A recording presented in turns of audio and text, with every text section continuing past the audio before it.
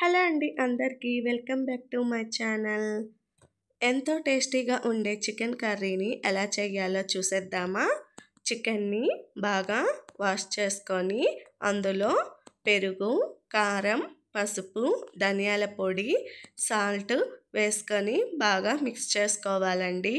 అది బాగా మిక్స్ అయ్యాక 50 మినిట్స్ పక్కన పెట్టుకొని ఉంచుకోవాలి. అంతలో 2 ఆనియన్స్ కూడా కట్ చేసుకొని ఉంచుకోవాలి. నేనైతే కర్రీస్ సింపుల్గానే చేస్తానండి. ఎక్కువగా మసాలాను యూస్ చేయను. ఎందుకంటే హెల్త్ ప్రాబ్లమ్స్ వస్తుంటాయని. నేను 2 టమోటాస్ తీసుకున్నాను. అందులో ఎండు కొబ్బరి వేసుకొని మిక్సీ పట్టుకోవాలి. బాగా ప్యాన్ పెట్టుకొని ఆయిల్ వేసుకొని అందులో ఆవాలు, జీరా, మనం కట్ చేసిన ఆనియన్స్ని కూడా బాగా వేసుకొని ఫ్రై చేసుకోవాలి.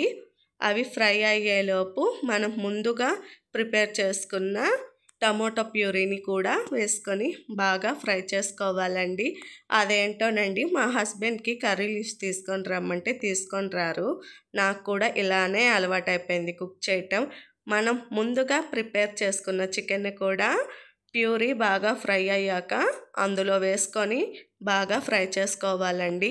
అది బాగా కుక్ అయ్యాక చికెన్ని వాటర్ వేసుకొని అందులో లాస్ట్గా చికెన్ మసాలా వేసుకొని చేసుకోవటమే.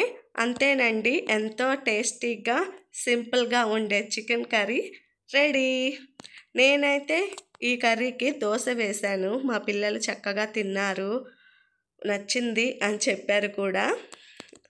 నా వీడియో నచ్చితే లైక్ చేయండి, నా ఛానల్ని సబ్స్క్రైబ్ చేయండి ఫ్రెండ్స్. బాయ్.